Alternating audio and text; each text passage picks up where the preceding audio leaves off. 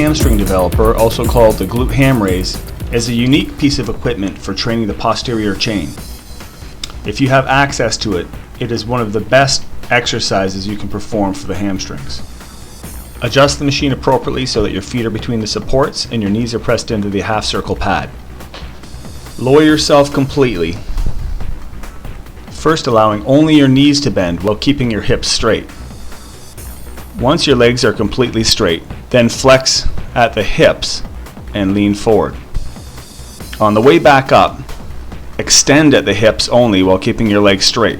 Once your body is completely extended, keep your hips rigid and flex at the knees, pulling yourself all the way upright using your glutes, hamstrings, and calves.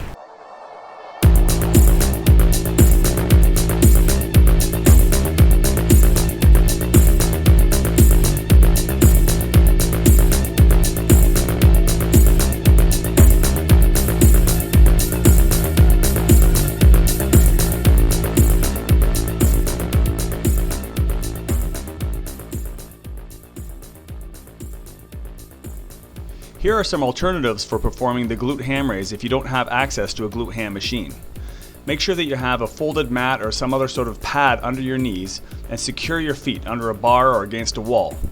You can use a ball to assist you in lowering yourself under control. Alternatively, if you have access to a power wheel or an ab wheel, you can use that to guide your range of motion on the extension and then lightly use it to assist you as you come back to the start position. This is more challenging than it looks, and at first you may need to help with your upper body significantly. An alternative for assisting the movement is to use a band overhead and slightly behind you.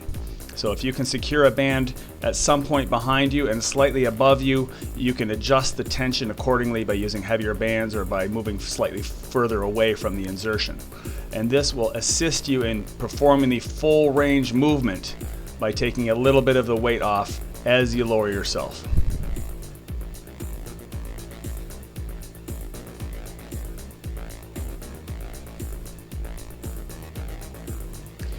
Here's a method of performing glute ham raises using the Bosu ball. Yeah, finally a real use for the Bosu. So secure your feet against a wall or against a platform.